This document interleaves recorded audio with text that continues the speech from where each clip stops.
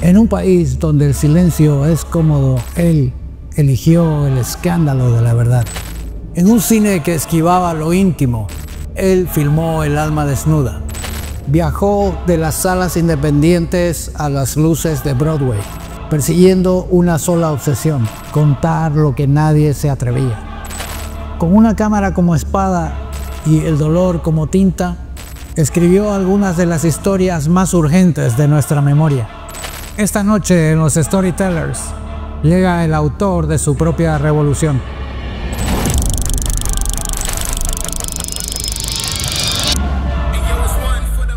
Hola Rodrigo, bienvenido.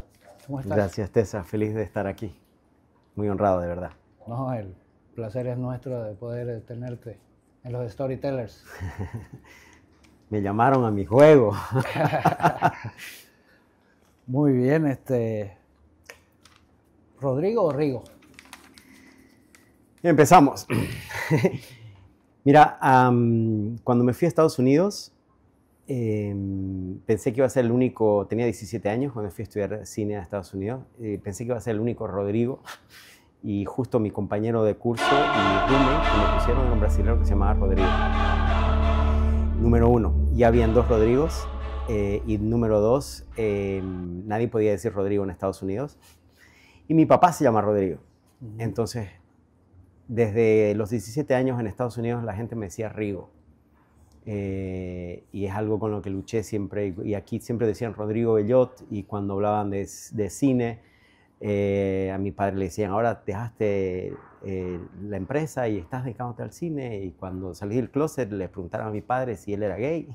Entonces, en un momento de muchos años primero, honrar el nombre que me pusieron, en honor a mi padre, pero por otro lado dije, yo he seguido un camino muy diferente al de mi padre, y ya orgánicamente todo el mundo me dice Rigo en lugar de Rodrigo, desde mis amigos más cercanos hasta los amigos en Estados Unidos. Entonces, este año decidí como separar, honrar el apellido de mi padre, el apellido de mi madre, y seguir un poco con mi propio camino y separarme de eso, y ahora soy Rigo, estoy firmando como Rigo. En un momento también lo hice menos conscientemente, y creo que también eso me hizo darme cuenta de que ya de alguna manera lo estaba pensando en eso, en seguir un camino diferente y hacer mi propio camino. Entonces, Rigo Bellot Machi es mi nuevo nombre designado de camino. Qué curioso, qué curioso. Tenemos eso en común también. Sí, tenemos eso en común. Ahora que hablas del tema, estoy también yo en ese proceso. Bueno, hablemos de cine.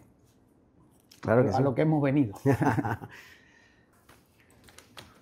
¿Cómo empieza una película en tu cabeza? Es algo realmente, y ahora un poco me dedico a eso también, ¿no? A ayudar a otras gentes a entender su potencial. Y cuando la gente habla de potencial, habla de capacidades invisibles. Siempre he tenido una capacidad de entender mi mundo visualmente. Siempre he sido una persona altamente visual. Una imagen. En imágenes, más que sonido incluso. Siempre es en imágenes, ¿no? Entonces, y siempre me han fascinado los sueños, y por eso también me encantaba desde chico el dibujo, la pintura, etcétera, etcétera. Y fue con Steven Soderbergh cuando estaba trabajando con Che Guevara, cuando él me dijo que él también le debe todo a su padre, porque su padre lo puso a dibujar para que eran estos chicos así hiperkinéticos e inquietos, y los sentaba a dibujar, que le hizo darse cuenta que él tenía un potencial o una predisposición natural a lo visual. Y yo siempre he sido así, creo. De hecho, he dibujado desde muy chico, y fue y tenía una fascinación con el cine. Mis padres son fanáticos del cine, y mi mamá siempre me tuvo a los 18 años, y su niñera siempre decía era el cine, ¿no? Entonces me ponían a mí a ver películas, y he visto el libro de la selva como 800 veces, y era mi película favorita, y de ahí siempre pensaba en imágenes. Entonces creo que siempre juego en esto, ¿no? Mi mamá iba al cine estando embarazada conmigo, entonces creo que también viene por ahí. Ajá. Mis padres son fanáticos del cine, Entonces, naturalmente a los 10, 11 años yo les dije a mis padres, quiero aprender a hacer eso, cómo se hace película, ¿no? Y en ese momento, estamos hablando de finales de los 80, en Bolivia no había mucho, ellos no entendieron muy bien cómo poder ayudarme y terminé haciendo teatro, ¿no? Fue lo más cercano que tenía y Con Hohenstein, ¿no? empecé con René Hohenstein en Casa Teatro a los 12 años, con el diario de Ana Frank. Y ahí fue como empieza mi carrera, de alguna manera, con las artes escénicas, pero siempre como muy interesado porque, por un lado, me gustaba mucho, pero mi talento siempre era con las imágenes, ¿no? Y cuando estás en el teatro, tú no puedes ver imágenes, ¿no? Estás confiando en que hay alguien que te vea a ti, y ahí es cuando me di cuenta de que no era... Me encantaba, pero me encantaba la idea de que yo estaba contando con imágenes, con mi cuerpo, con mi voz, algo, pero yo no lo podía ver, ¿no? Y de ahí sale esta idea que a mí me encanta, que escuché por ahí, de que el actor es el único artista que no puede ver su trabajo mientras lo trabaja, ¿no? Y es una profesión súper, por eso necesitas un director que te vaya guiando, un par de ojos que te vaya guiando mientras vas haciendo lo que estás haciendo, porque requiere mucha confianza, mucha fe. Al no ver, un escultor ve lo que está haciendo, ve dónde hay que quitar, hay dónde hay que aumentar, un pintor lo mismo, un poeta igual. El actor no se puede ver mientras está construyendo. Entonces, fue ahí cuando empecé a decir, no, lo mío no es el teatro, lo mío es el cine. Y volví a mi inicial idea de contar historias con imágenes, pero con toda la formación de haber hecho teatro por 5 años. Y luego terminé también trabajando con César Brí en Teatro de los Andes.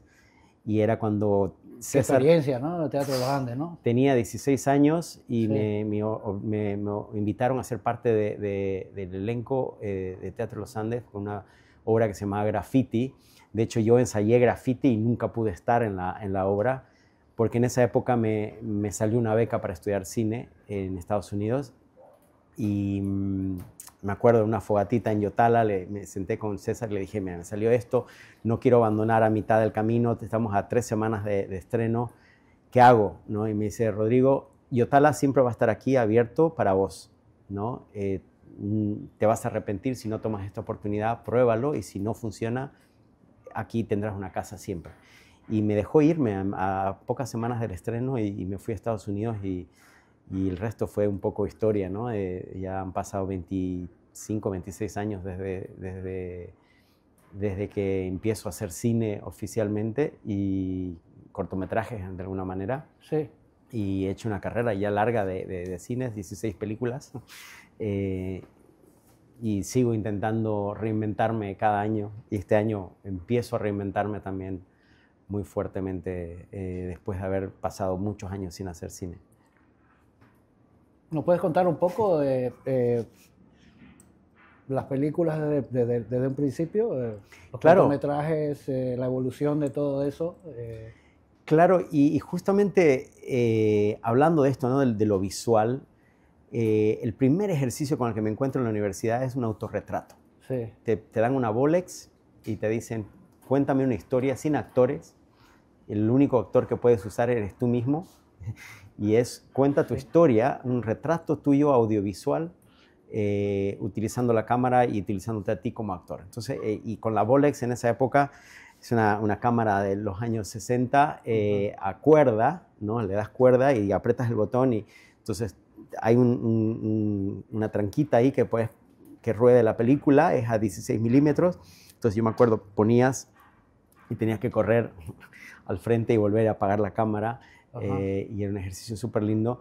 Y en esa época yo estaba en la universidad, tenía 19 años, estaba con una media beca y el resto tenía 3 trabajos, entonces tenía muy poco tiempo y para poder pagarme la universidad en Estados Unidos, mis padres me dijeron, bueno, nosotros no podemos pagártela, pero si tú haces el esfuerzo, podemos facilitarte el que tú lo hagas, digamos, ¿no? Entonces, no podía viajar para Navidad, fueron 2 años que le pasé sin volver a mi país, estaba extrañando mi idioma, mi cultura, mis padres, mi comida. Y en ese momento hice una película que se llama Exilio, que era también un poco encontrarme con quién soy fuera de Bolivia, quién soy fuera de estos espacios de seguridad, en un nuevo idioma, y estaba en un momento también de encontrarme conmigo mismo. Sí. Y ese fue el autorretrato que hice, lo presenté y mi profesor me dijo, me encantaría pasarlo a festivales de cine, de estudiantes. Yo no tenía idea que existía tal cosa. Y esas cosas de la vida, la película empezó a ganar festivales de cine estudiantil y terminamos nominados al Oscar por mejor película, cortometraje estudiantil, cuando yo cumplí 20 años. Y claro, ahí un poco de la nada Kodak me da una beca en película, me termino nominado al Oscar, voy a Los Ángeles, mi universidad de repente tiene un estudiante que es nominado al Oscar estudiantil y de repente ellos también cambian su trato conmigo, me dan una beca entera y me dan la oportunidad de jugar. Tenía literalmente no sé cuántos miles de metros de película y probar, entonces me dicen, incluso me permitieron hacer mi propia materia de experimentación para jugar con cine. Y eso fue una de las cosas que más agradezco a mi universidad, porque tenía, como te digo, 20 años y tenía una universidad que me dice, si Kodak te está dando película, haz lo que quieras, ¿no? Y yo respondía semanalmente a una profesora y el resto yo como desarrollé mi propio currículum para experimentar. Y lo que dije es, quiero probar con imágenes, quiero ver qué se puede hacer con película, ¿no? Entonces empecé a probar con doble exposición, a revelar en mi tina, a hacer procesos de platinado con la película. Me ensucié, la verdad, ¿no? Fue algo que agradezco hoy en día, porque la gente que estudia cine hoy en día pasó al digital y no entiende claro. el proceso de hacer una película, de exponer la luz, la sensibilidad de la plata. Claro. Todo es Photoshop. Sí. Y sentarte a esperar a que salga tu película en tu tina con todo embadurnado, oliendo a Dectol y a fijador. Y esa experiencia ya no lo tienen los chicos y ha sido muy lindo. Anecdóticamente, yo no gané el Oscar, fui nominado entre 5 y fue un chico de NYU que hizo una película con helicópteros, con una producción gigante. Lo mío era un autorretrato en mi cuarto, literalmente eran imágenes mías en mi cuarto caminando por las hojas del norte de Nueva York. Y este chico hizo con una mega producción de la Universidad de NYU. Y recientemente estuve en Cannes en mayo y me encontré con él en una convención y me acordé de su nombre y le dije, ¿tú ganaste el Oscar el 2020, el año 2000? Y me dice, sí. Y le digo, yo soy Rodrigo, ¿te acuerdas? Estábamos y nos hicimos amigos así como 26 años después. Y ahora estamos como dialogando ha hecho también varias películas. Sí. Y ahora está haciendo la versión de largo de ese corto que hizo hace 26 años. Entonces, es muy lindo cómo la vida da vueltas. Sí, ¿no? Y luego de eso... Bueno, con esa oportunidad, y aquí es donde que es importante, porque dices, con esto te despegas, ¿no es verdad? Pero gracias a Dios... Lo tuyo fue, o sea, la primera y besar el santo directamente. O sea, sí, un poco como Cenicienta. Pero te diste cuenta de que era... ahí seguramente te diste cuenta que uno tiene que estar bien involucrado emocionalmente, ¿no?, en el proyecto para que transmita, ¿no es cierto? Sí. Sí, no, ahí fue la gran lección de mi vida, porque yo me pasé 2 o 3 años haciendo, con el perdón de la palabra, mierda, ¿no? Uno, porque con eso tienes 20 años, se te sube el ego, yo era el hijo predilecto de la universidad, me dejaban hacer lo que quería. Sí. Entonces, por un rato uno dice, wow, soy ¿no? Sí. la octava maravilla. Sí. Y eso me permitió cometer muchos errores, ¿no? Y eso me permitió entender de que no es el que tienes que contar y no, lo que siempre digo, no es lo mismo tener que decir algo que tener algo que decir. Sí. ¿Me entiendes? Sí, sí. Y en ese momento cometí muchos errores y esperando que mis próximas películas iban a ser... Sí, pero está bien, o sea, eso de no tener miedo a cometer, porque eso también es parte del proceso del aprendizaje. Y eso fue una absolutamente, fue una gran bendición, porque sin esos errores yo no podría haber encaminado o tener... Y me di cuenta que en realidad la preparación es la que hace a un director, no el éxito, ¿no? Claro. Y esto ha sido muy, muy recurrente en mi carrera, porque de eso me llevó a hacer 3 años después Dependencia Sexual, Sí. que se convierte en mi primera ópera prima, que en ese momento tampoco era una película, un largometraje. Íbamos a hacer un corto sobre una chica que tenía un quinceañero, sobre la lucha de clases, el uso del poder de los hombres de la clase alta y las chicas de clase media baja, jugar un poco con cómo se utiliza el sexo en la clase social, etcétera, etcétera. Y era una propuesta muy política, muy social, y era un cortometraje, y en ese momento justamente yo había venido a Santa Cruz a presentar este cortometraje que fue nominado al Oscar, y en una presentación conozco a Gerardo Guerra, un joven director, productor, cineasta también, y le digo, quiero hacer una película, y ahí empezamos a hacer Dependencia Sexual, y empezamos una carrera con Gerardo haciendo esto. Es la primera persona que confía en mí y que además se mete al agua y dice, no sabemos lo que estamos haciendo, pero lo vamos a hacer. Y lo hacemos con alma, vida y corazón. Y Jorge Arturo Lora, que es también el otro iniciador de esta película. Arturo. Y ahí jugando con chicos, ¿no? Fue una película que se hizo, mi mamá y mis hermanas hacían el catering, descubrimos gente como Carlos Rocabado, Pablo Fernández, chicos que estaban saliendo de la sub-20 de Chaplin Show, y haciendo casting en la calle con gente que eran bailarines, que eran aspirantes a actor, pero que nunca habían trabajado en nada, y de ahí sale un poco Dependencia Sexual. Y claro, la película, de nuevo, sin planificarlo, termina teniendo muchísimo éxito y termina ganando Locarno en el festival. Nos toma como 5 años desde la producción, porque empezamos a filmarla el 2001 y la terminamos en el 2003, ¿no? Y luego se estrena en el 2004, y entonces son casi 5 años desde la preproducción hasta el estreno, donde no teníamos idea de qué es lo que había pasado. La película empieza a tener mucho éxito internacionalmente luego de Locarno. Empezamos a viajar con la película y agarran a este chico que era Roberto Urbina, que era un chico que habíamos encontrado en un casting, tenía 17 años, nunca en su vida había actuado, y en un festival de Los Ángeles viene el manager de Nicole Kidman y Mark Ruffalo y dice, te quiero representar. Corte A, está en la segunda temporada de Grey's Anatomy, y empezamos a ver como qué pasó. O sea, de ser un chico que en Santa Cruz estaba haciendo una película en Equipetrol, salta a ser Grey's Anatomy, a ser protagonista de Heroes, la serie de NBC. Y también yo entro también en el juego de, me agarra un manager en Hollywood y me empiezan a emborrachar la perdiz y me dicen, tú eres el próximo Cuarón y tú eres el próximo Almodóvar, y digo, yo quiero ser el próximo Rodrigo, ¿no? No quiero seguir los pasos de nadie, más bien. Sí. Y en ese momento también entiendo que Hollywood es toda una gran industria de mentiras, Sí, sí. ¿no? Y digo, no, esto no es para mí.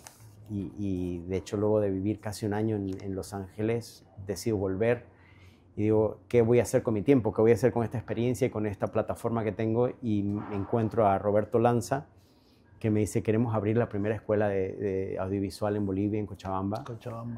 La fábrica, y él tenía el proyecto armado, y yo tenía de alguna manera una visibilidad por los premios que había ganado, y me pareció mucho más consecuente dedicarme a formar gente acá con la experiencia que había tenido yo afuera, que no la había tenido yo, y dije, bueno, imagínate que yo no haya tenido que irme de mi país y hablar otro idioma y dejar a mi familia, y haya tenido la oportunidad de estudiar cine en Bolivia, ¿no? Eso quiero dejar de alguna manera como legado. Y fue como empezamos a hacer la fábrica, que fue un año hermoso. Sí, y de por hecho, eso es un proceso, ¿no? Tenés que irte para entender que tenés que volver, ¿no? Absolutamente. Y por eso hoy en día lo tengo muy claro, ¿no? Todos estos fracasos son lecciones de la vida que te encaminan y te dicen, no va para ahí. Y te dicen, cada que se cierra una puerta es una bendición, ¿no? Sí, porque sí. ahí es como vuelves a tomar decisiones con claridad en lugar de con ego. Entonces ahí empezó un poco la historia de la fábrica y empezó otra lucha, que es que nadie quería reconocer, darnos la licenciatura de 4 años por estudiar cine, porque según Bolivia el cine no era una profesión, era una actividad o en el mejor un hobby. Nos querían dar como una certificación técnica, Ya. ¿no? Y claro, para muchos padres todavía era difícil que tu hijo no estudie una licenciatura en comunicación, que no tenga ese pedazo de papel y que se vaya a ser técnico. Y me dice, ¿qué va a hacer? ¿Arreglar refrigeradores? Me acuerdo, me dijo un padre, ¿no? O va a arreglar televisores, me dijo, de eso le sirve su certificado técnico. Y en esa frustración, Roberto tuvo una maravillosa idea, que es, bueno, si no les podemos dar un certificado a nuestros alumnos, démosle experiencia, ¿no? Y que es mucho mejor que tener un pedazo de papel y nunca haber estado en un set, ¿no? Entonces, claro, hagamos películas nosotros y que nuestros alumnos trabajen en las películas. Y ahí sale la idea de hacer una película escrita por uno de nuestros alumnos y creada por todos los alumnos, y el set se convertiría en un espacio de enseñanza, donde todo el equipo técnico detrás de cámaras serían estudiantes y nosotros trabajaríamos y yo enseñaría dirección a todo el equipo de dirección, y él, que era un director de foto estudiado en San Antonio de los Baños, se encargaría de enseñar a toda la gente la parte de cámaras, ¿no? Asistente de cámara, foquistas. Entonces, y había otro profesor que era Álvaro, que estudiaba la parte de producción, la parte de logística, vestuario, etcétera, etcétera. Entonces, entre los tres armamos La Llamita Blanca como un proyecto estudiantil, ¿no? Quien mató a la Llamita Blanca en 2006 se estrena y se convierte en una de las películas más taquilleras de la historia de Bolivia. Sí. Y la verdad que nos sorprendió, ¿no? Porque era una película que no estaba diseñada para eso. Era una película que estaba diseñada para cometer errores, para ser osados, para de alguna manera quebrar el status quo. Pero fue el resultado de esa experiencia aplicada, pues. Es decir, no, lo que importa es la experiencia, ¿no? Absolutamente. Que ellos lo hagan, metan la pata, se equivoquen para que aprendan, ¿no? Porque uno aprende haciendo, ¿cierto? Absolutamente, y ahí veo la constante. Cada vez que yo hago películas pensando en el público o pensando en el crítico o pensando en el festival, me va a querer porque les gustan este tipo de festivales, me equivoco. Cada vez que hago lo que me da la gana y digo, no, quiero experimentar, quiero probar qué se puede hacer, qué es posible, y de hecho ahí Donald Rambaud, que en paz descanse, fue una herramienta. Él era el productor de Ciudad de Dios y sí, se acababa de enamorar de Bolivia y vino a apoyar a la fábrica y fue el productor el que consigue el financiamiento para La Llamita Blanca. Y claro, viene y me dice, bueno, hiciste una película con 2 pantallas, ¿qué más puedes hacer? ¿No? Y digo, puedo hacer con 3. Cualquiera puede hacer con 3. Y de hecho, el primer corte de La Llamita Blanca teníamos 4 o 5 pantallas y me dice, ¿4 o 5? ¿Qué más puedes hacer? No me sorprende 4 o 5 pantallas. Y de hecho, eso fue lo que me ayudó a realmente tomar riesgos. Y La Llamita tiene hasta 13 pantallas al mismo tiempo en algún momento y jugar un poco con narrativas. Y nunca he tenido un mentor que me empuje más allá de los límites como Donald Rambaud. Creo que fue la persona que más me animó a... Olvídate, pero no se puede. ¿Cómo que no se puede? ¿Quién dice? ¿Quién dice, no? Y eso es lo que hace falta, ¿no? Más que agradar a la gente y que te acepten. Y de hecho presentamos la película con un pie aquí y con un pie afuera, nos van a colgar de los huevos, sí, ¿no? Nadie va a querer, la película no la van a entender, no se entiende nada, son 13 pantallas, repiten cosas, está todo mal, en teoría, la película, ¿no? Sí. Y fue eso lo que hizo que la película, que la gente diga... Y me acuerdo muy bien porque luego terminamos en un festival latino en Nueva York y la crítica, en Nueva York no entendieron, yo estaba en la premiere en Nueva York, no la entendió nadie. Y sale un crítico del New Yorker, no, del Time Out, New York, y dice, es como en Monty Python, pero en crack, ¿no?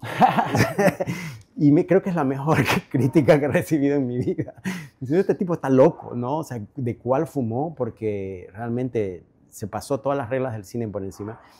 Y dije, no, este es realmente el compromiso sí, que gran comparación. Que tiene que hacer. Y claro, justamente ayer estaba posteando un reel de uno de los principales de Monty Python, John Cleese, que dice que el principal enemigo de la creatividad es el miedo a equivocarse. Exactamente. ¿No? Y esa parálisis del miedo a equivocarse es lo que hace que la gente no haga. Entonces, he tenido mucha suerte de tener gente en mi equipo que me ha ayudado a más bien tomar esos riesgos, que me ha apoyado para tomar esos riesgos. Sin ellos no lo hubiera podido hacer. Sin las personas que te he dicho, no hubieran sido posible ese tipo de cosas. Y creo que eso también es lo que me diferencia un poco de un cine que estaba muy... Bueno, culturalmente Bolivia viene de este miedo Exactamente. a que nos hagan daño, ¿no? Precisamente. Y yo me despego de ese miedo y hago un cine muy diferente que de alguna manera también hace que tenga el espacio que tengo yo. Precisamente, ¿no? Hablando del miedo, o sea, quizá tu obra más conocida sea Dependencia, ¿no? Dependencia sexual. ¿Cómo lidias con la censura o la autocensura al crear la obra? Es muy interesante porque a medida que ya me hice un cineasta de a de veras, le digo yo, me empecé a censurarme más, ¿no? Y cada que veo la llamita blanca digo, pucha, ¿en qué momento dejé de ser este chico de 25 años loco y me volví un director en serio, ¿no? De corbata, ¿no? Y todos los años lucho con volver a eso. Me he vuelto muy conservador. La edad también te dice, no, pero... Porque fue mucha pelea, fue también meternos contra, ¿no? La gente no quería apoyarnos, no nos querían dar espacios. En un momento incluso no me querían dar un artículo en el periódico porque era pelón y me decían, los periódicos no publican fotos de las personas pelonas, calvas, ¿no? En Santa Cruz de la Sierra. Sí, ¿no? En ese momento no. Y de hecho mi primer foto en el periódico fue hecha con una boina, porque no querían que publiquen gente sin pelo, ¿no? Entonces, estamos hablando de cosas tan básicas que el momento... Y claro, cuando nos metimos a hacer dependencia sexual, la crítica era un reflejo de, ¿no? Se muestran muchos culos de hombre, pero ni una teta, dijo una persona, ¿no? Y ahí esa fue la censura. Claro, y había fue una película muy bien manejada, sin querer, queriendo, como dice el Chapulín, porque se llamaba Dependencia Sexual, entonces tenía un morbo. De hecho, también teníamos una anécdota de alguien que estaba, de producción, que estaba al lado de taquilla, controlando qué se vendía, qué no se vendía, para saber si nos estaba yendo bien o no. Y que nos contaba que venía mucha gente, decía, disculpe, 2 entradas para el homosexual independiente. Y claro, aún así querían ver la película, sí, con el miedo a decir la palabra en voz alta. Sí. Dicen, no, es dependencia sexual. Ah, es esa, ¿no? Entonces, había un morbo que iba por otro lado, y también había una visión de una Santa Cruz donde hablaba de sexualidad de hombres, sí, más allá de homosexualidad o no homosexualidad, hablaba de hombres teniendo que encontrarse con su sexualidad, con sus miedos. Entonces, nos metimos con todo, y la llamita blanca nos metimos literalmente con todos. Sí. Entonces, hubo una repercusión también que fue muy dañina, y que en un momento también me obliga a irme del país por seguridad. Había gente, con la llamita blanca, había gente a las 5 de la mañana afuera de mi casa o amenazándome o tratando de sacar mi foto. Empezaron a seguir a mis hermanas al colegio, que eran chicas. Y dije, no, yo no voy a entrar en ese juego, y me fui, ¿no? Y me fui, y un poco ahí empieza mi carrera afuera, y empiezo a hacer otras cosas afuera.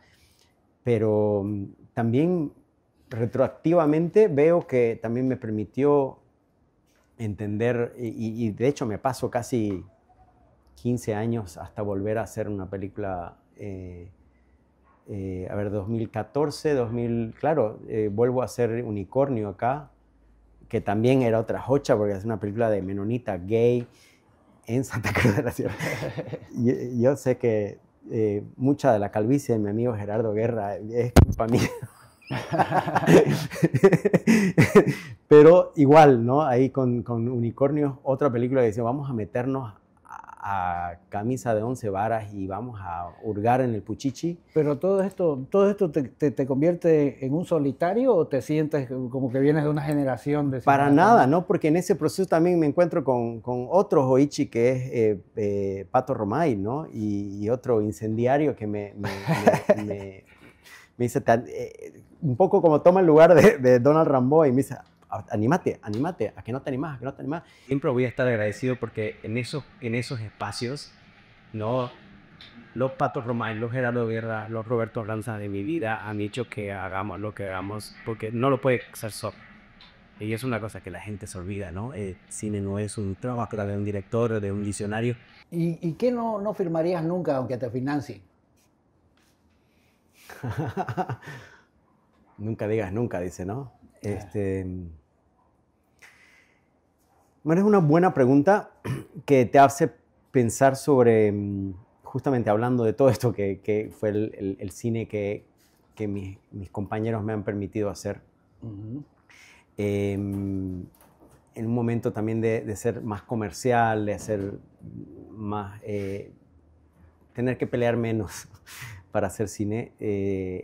He intentado hacer otras cosas y no sale con la misma pasión con lo que uno hace las cosas, ¿no? Entonces, más allá de la pregunta de, porque muchas veces también, y yo crecí en la generación, ayer justamente Brad Pitt hablaba de eso, de una generación que no quería transar con el sistema y que no quería venderse, ¿no? al ser comercial, y era un cine de autor que uno se quería hacer.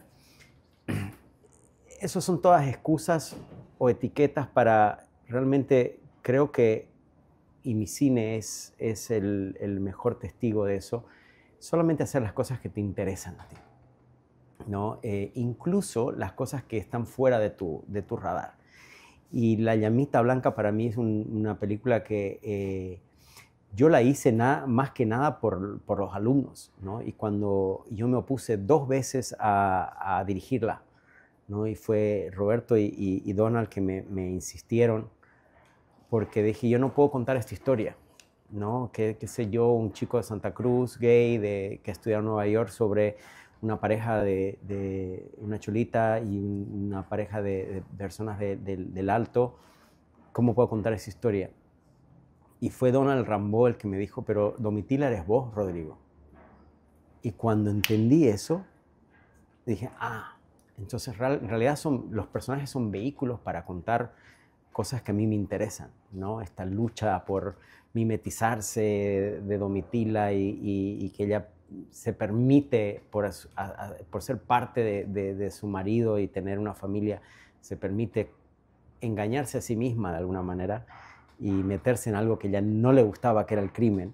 Y ella siempre dice, ¿cuándo vamos a dejar de ser? Y digo, wow, esto es mucho de lo que y yo lo entiendo, ¿no? Y me agarro de eso para contar la historia. Entonces, ¿a qué quiero llegar? Es comercial o no comercial, correcto o no correcto, presupuesto o no presupuesto, tiene que ser coherente con quién soy yo. ¿Y qué parte, en ese proceso, qué parte de vos se resiste?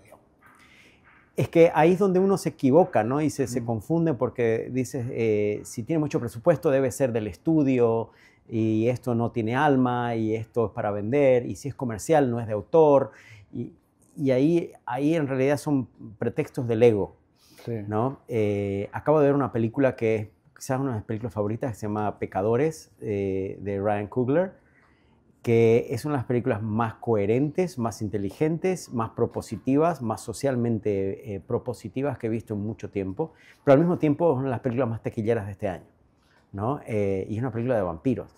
Entonces digo, wow, sí se puede cuando hay una coherencia y hay el tipo no ha comprometido nada de lo que él quería contar a nivel personal, político, social, pero ha podido hacer una película altamente comercial sin venderse en el sentido traicionarse a uno mismo. Creo que la película cuesta $150 millones y ha pasado los $400 millones en taquilla. Entonces digo, wow, ahí está la idea. La idea es no mentirse a uno mismo y en eso está cuáles son tus valores, cuáles son tus miradas, no tratar de hacer cosas por otros objetivos que no ser honesto con uno mismo. Y ahí me presenté con la posibilidad de poder hacer todo tipo de cine, ¿no? De poder hacer cortos, de poder hacer terror, de poder hacer cine comercial, de poder hacer cine... No importa el género. No importa el género, no importa el presupuesto. Lo importante es que yo estoy explorando algo que el cine siga siendo una herramienta para yo crecer, ¿no? Claro. Y entendiendo también que también es mi profesión, entonces también tengo que vivir de eso.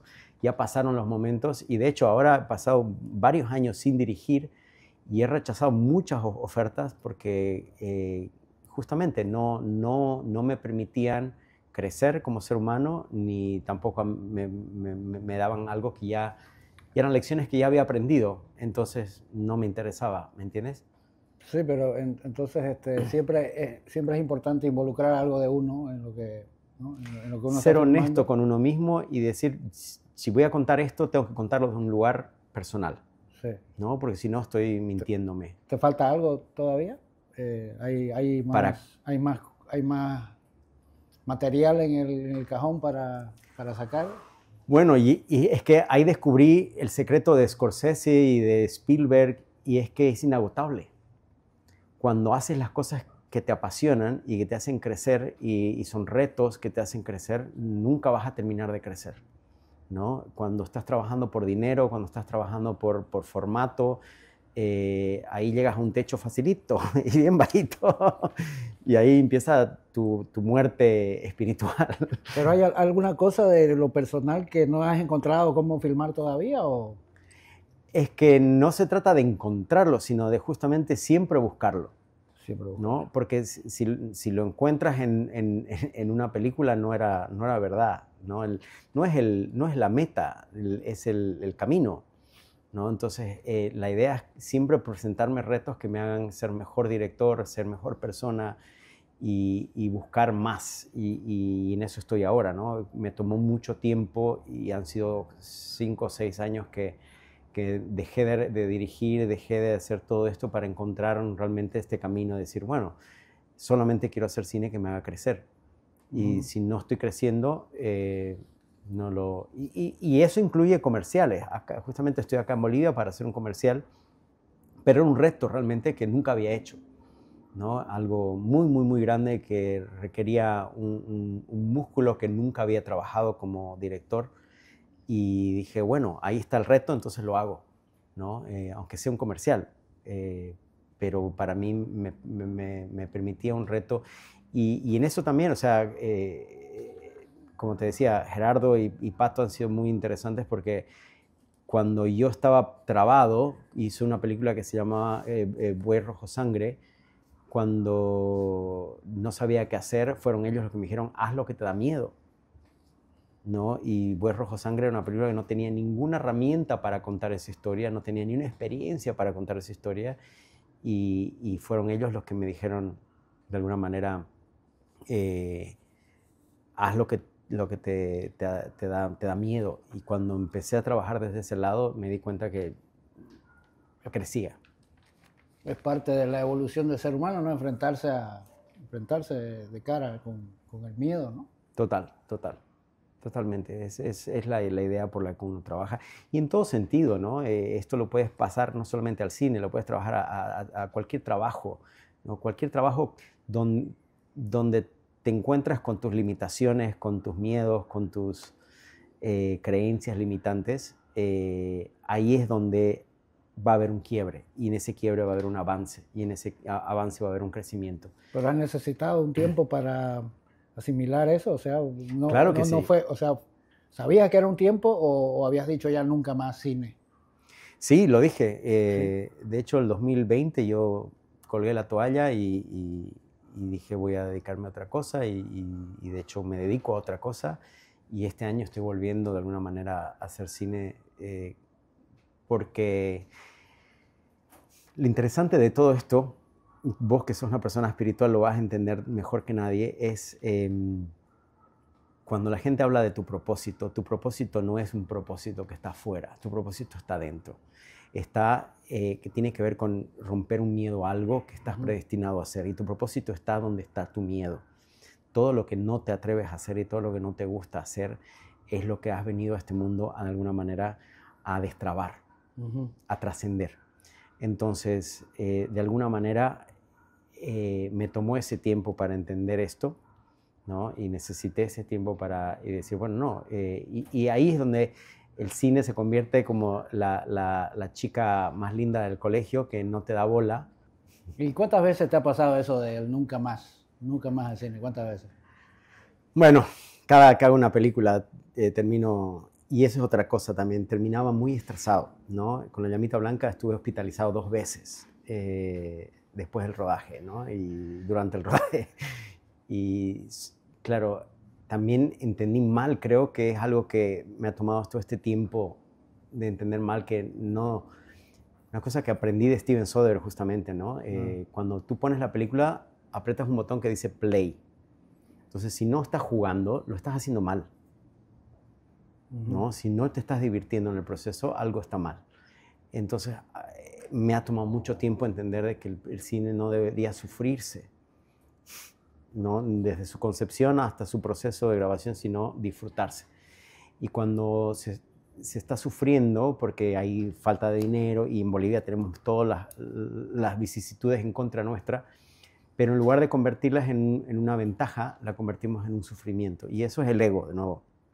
Entonces, me prometí que el de ahora en adelante, si vuelvo a hacer cine, lo voy a hacer desde el disfrute. Y acabo de terminar de rodar un cortometraje en enero de este año y fue muy diferente. Y fue así, obligarme a no enganchar con el sufrimiento, con la preocupación, con la duda, con el temor, y simplemente darle la vuelta y decir, no, si no tengo esto, entonces no tengo por qué filmarlo, ¿no? O sea, que es como que te provoca culpa transformar el dolor en estética o algo así. No, no es culpa, es simplemente esta idea de cómo la expectativa, cómo tienen que ser las cosas, que no tenemos suficiente plata, esta toma no salió bien, y entender de que todo eso es el universo también ayudándote a guiar, ¿no? Y pelear con el universo es tu ego. Y cuando dejas el ego aparte, en lugar de sufrir en el cine, disfrutas. Entonces te conviertes en un canal de facilitación para hacer esto y es también la labor del artista, ¿no? Y justamente lo vi en los artistas que más admiro, no sufren su arte, lo disfrutan, ¿no? Entonces, para mí ha sido un poco ese el camino de reencaminarme. Entonces no te provoca ninguna culpa transformar el dolor en estética. ¿El dolor de qué? ¿Del personaje? ¿De la historia, el personaje? No, es que los personajes en el cine sufren y gozan y son felices, pero eso no hay culpa, ¿no? Son personajes, ¿no?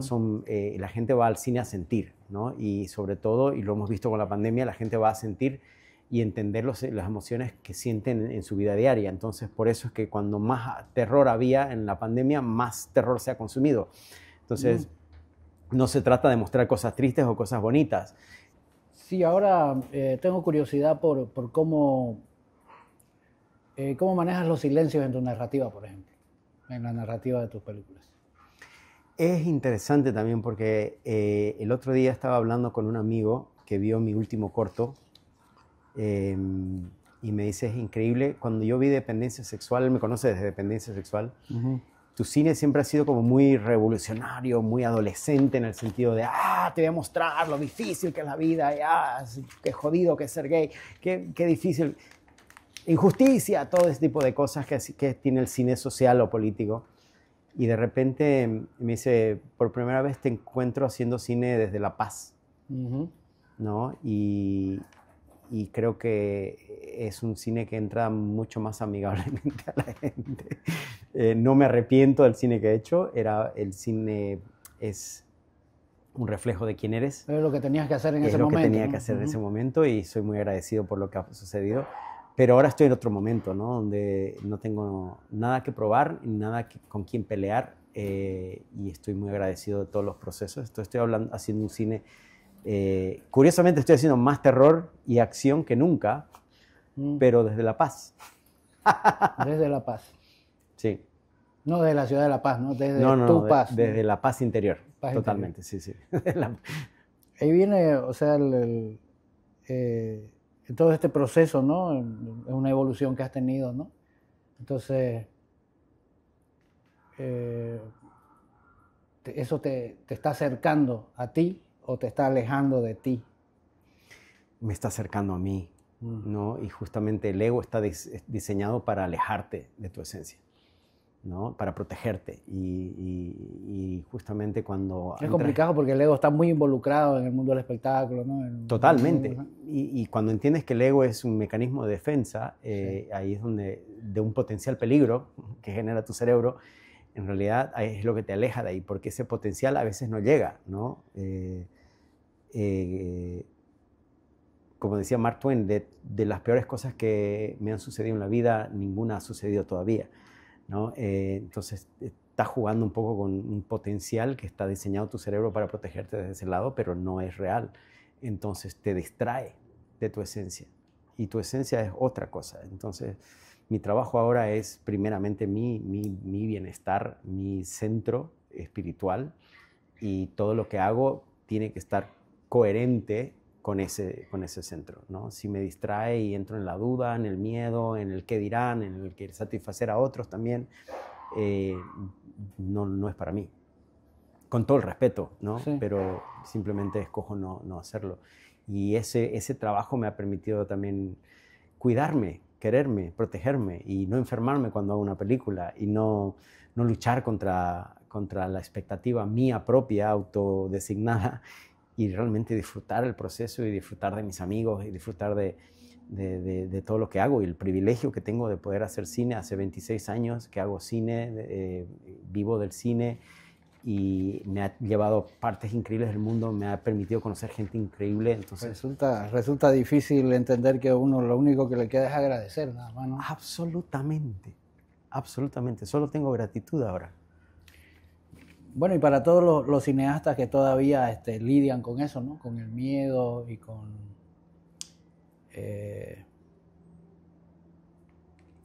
¿Cómo ves tú los avances tecnológicos, la IA, por ejemplo, la introducción que puede tener en el cine a estas alturas? Es lo que te da el tiempo también, ¿no? Cuando con Gerardo empezamos a hacer una película con MiniDB, tuvimos una resistencia tremenda, nos llamaban cine con C minúscula. Hasta la fecha no he hecho ni una película con película. Todo mi cine ha sido digital. De alguna manera, Dependencia Sexual, sin querer queriendo, empieza la revolución digital en el cine. Es una película que se filma con MiniDB y se estrena en cines en el momento que no nos permiten validarnos como cineastas.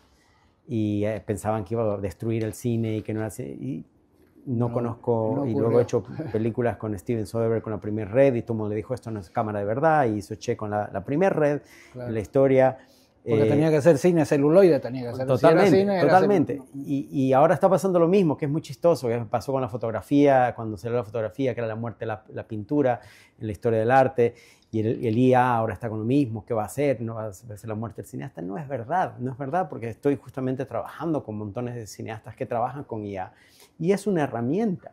Pero una vez más, la herramienta es la cámara, y es otra cosa que siempre vengo diciendo, el momento en que los jóvenes aspirantes a cine quieren tener la mejor cámara, y si trabajan con la Alexa 35, su película va a ser mejor, y no es verdad. Acabamos de ver una de las películas más taquilleras, que es 28 años después, filmada con la 15 Pro, ¿no? El iPhone 15 Pro. El iPhone. Vengo de Cannes, donde justamente tuve la opción de ver 3 películas. Las 3 películas están filmadas con 16 milímetros.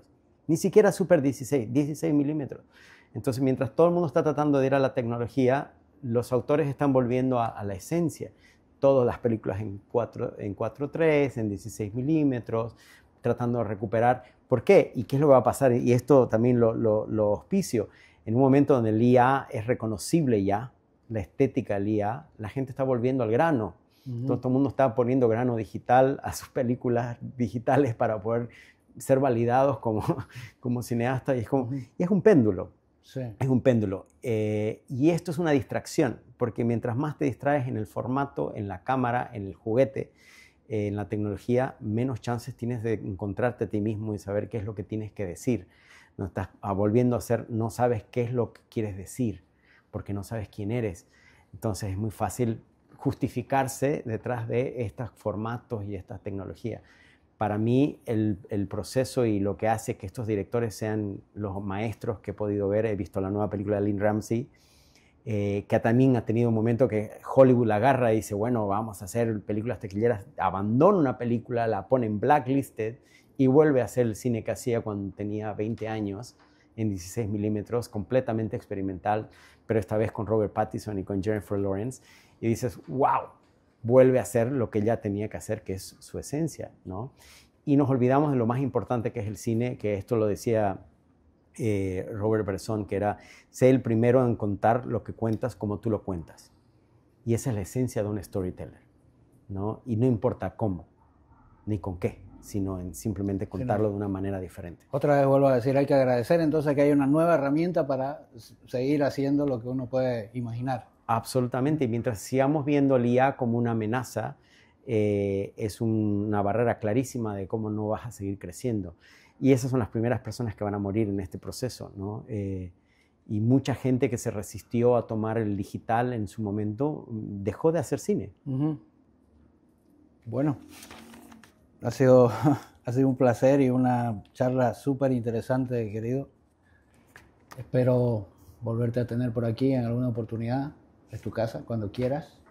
Al contrario, agradecerles a ustedes, a ti por esta iniciativa. Hacía falta un lugar donde hablar de cine, donde poder explayarse y con gente que sabe y que tiene la experiencia como tú y sabe lo que es estar en un rodaje. Entonces, felicidades por esta iniciativa y gracias por la invitación y tomarme en cuenta. Gracias a ti. Muchas gracias, amigos. Gracias por acompañarnos y como siempre, un estreno cada semana aquí en Storytellers.